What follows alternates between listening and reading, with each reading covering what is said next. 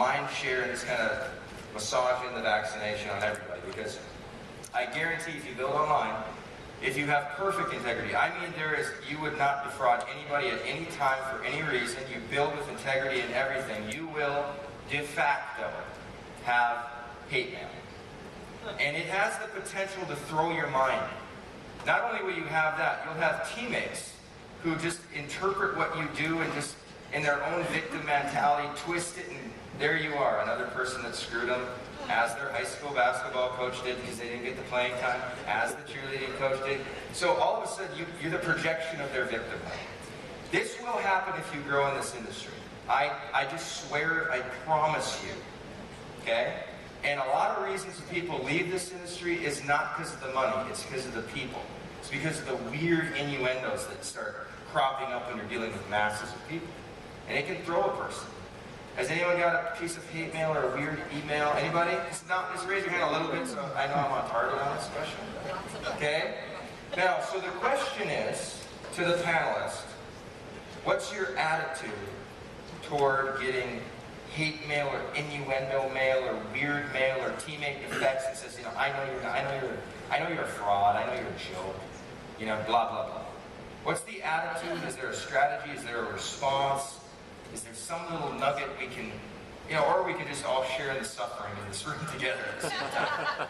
But it's important that you brace yourself for this kind of stuff, especially if you're new. Mr. K, let's kick it off. Honestly, delete. Just delete.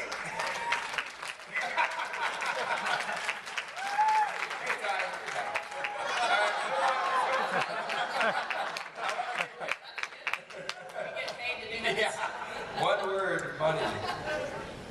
I think the most important thing is to know who you are. You have to go to bed with yourself, and so we teach a principle: money makes you more of who you are. More money will make a good person better, more money will make a bad person worse. The number one disclaimer that we give every person when making a decision to part with their money and invest in something is to make a decision that says you're an adult. We acknowledge that you're an adult capable of making your own decisions. We're not here to twist you, manipulate you, and convince you to do anything that you don't want to do. Bottom line is, if you're in, you're in. If you're out, you're out. We don't care, but if you're in, let's rock. Got it? Yeah, when I first got started 10 years ago, it first bothered me, and there was a lot of long replies that went out. I'm going to convert. I think we've all been guilty of when it gets under our skin, but I recommend drafting it and coming back to it 24, 48 hours later. That's a lot of wise. And then when you get to a certain level, that's got to have just a little. This is Pavlov's dog. You got to reward it. You got to reward it. That's huge.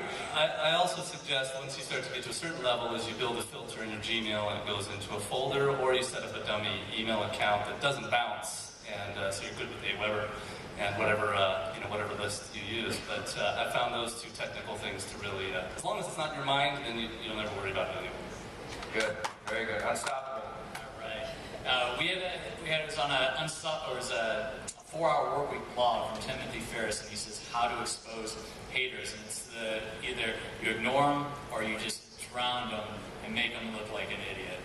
And I tell you what, she's really... Yeah, we do. This is exactly what I do. There's a strategy. You either expose them like crazy, and then all of your buddies that love you, come behind you and they put all the good stuff, or you just completely drown them or suck them of energy completely. So we have a strategy, and I love the strategy because it used to make me so sick. But then I realized that we have nothing to hide from. So utilize a strategy, pick your own, but ours is suck them of energy or expose them like crazy and make them look like idiots, because then it just makes you shine. Yeah. Feisty. I like some feisty over there. She's got a little energy. Some energy. Hi, my name's Greg. I don't know why these people are successful. Low energy and careless. We have no energy.